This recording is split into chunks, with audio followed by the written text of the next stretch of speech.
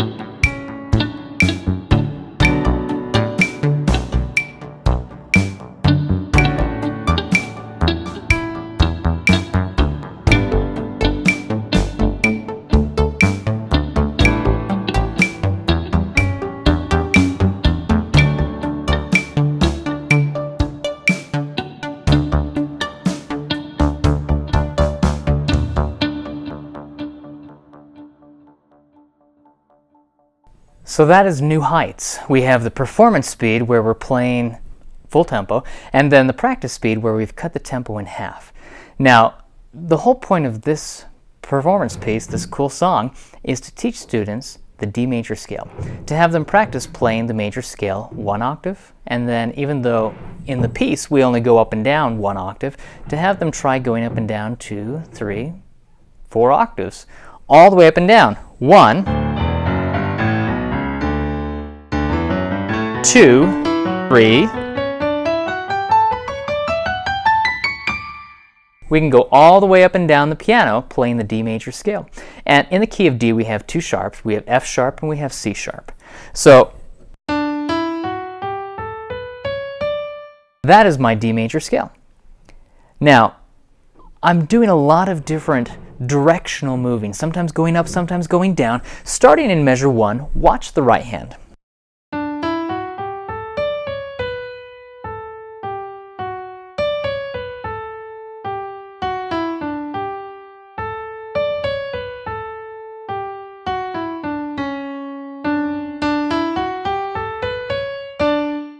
The right hand is just playing around with the D major scale.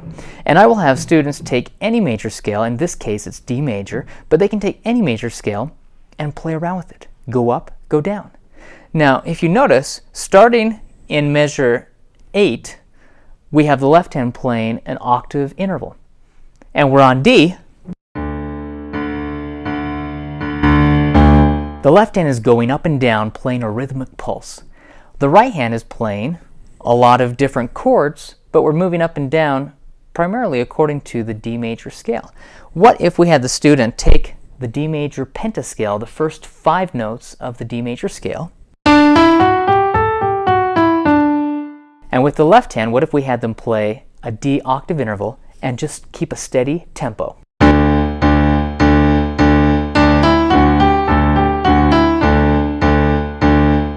Now they can move in any direction. What if we go up and then we go down? Sometimes with my own students, I will say, go up, go down, and I'll call out different directions.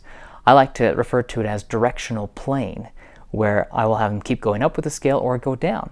So watch this. I'll start going up.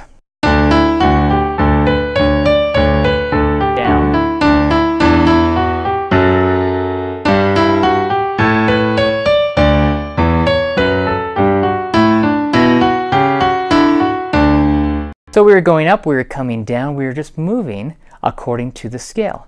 Well, what if the students started taking that major pentascale and then they started doing more with it? Or what if they took the major scale and they went up and down, playing around with the notes from the scale?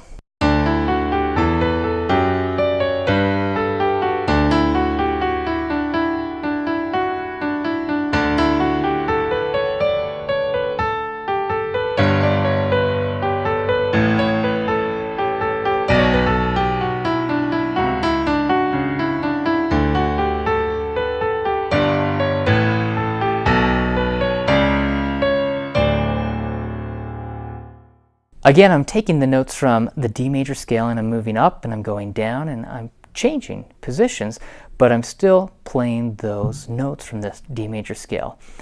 Challenge your students to do this. If you are the student, see what you can create and compose using a D major scale, going up and down. Have the left hand play octave intervals while the right hand is playing the notes from the scale, and create. That is the whole point of doing this. What can you compose? What can you do? What can you create? You can do so much more because you are the one that is trying to put together the notes and figure out what to do with this theory. But this is a fun way to play around with the theory. The right hand, if you look at measure 10, we start doing octave chords.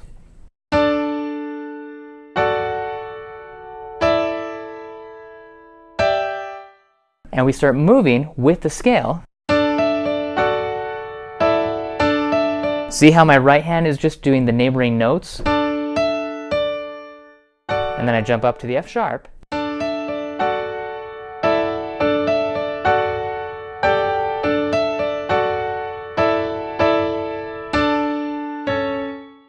Primarily, I've taken my major octave chord, in this case D major octave chord, and I've left out the F sharp. See that? Now this right here is also a D major octave chord, but we've done first inversion of that major octave chord. I have 4 notes in this major octave chord, and the top and bottom notes are the same, D and D. It's my D major octave chord. But now I can take this and I can play root position, first inversion, second inversion, and I'm changing the position of the notes in the chord.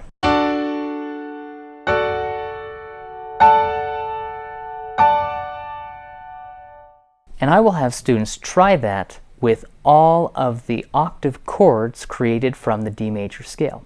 Watch this.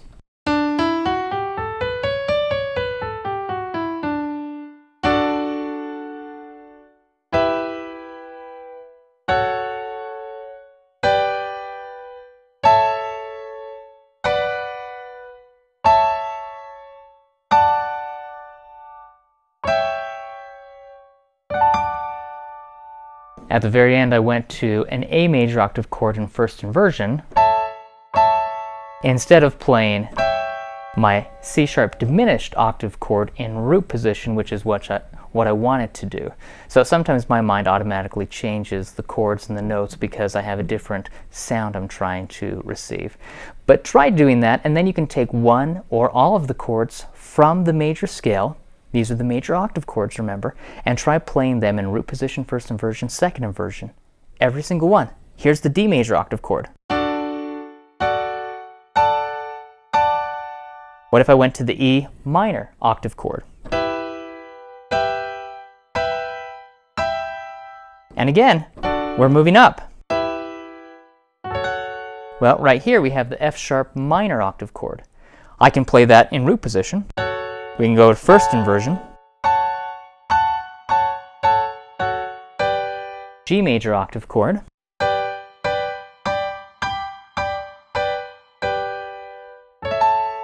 A major octave chord. So we can take all of these different chords, and these are just the chords that are created from my D major scale. And many times I will have students take the major octave chord and play them blocked and broken. That is blocked. Broken.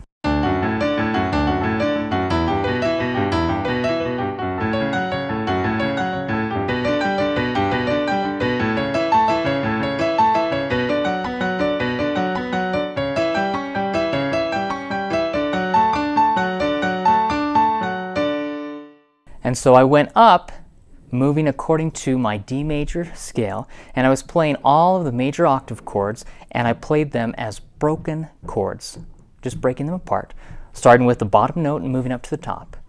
Try that and then see what you can come up with. See how you can take those major octave chords and play around with them.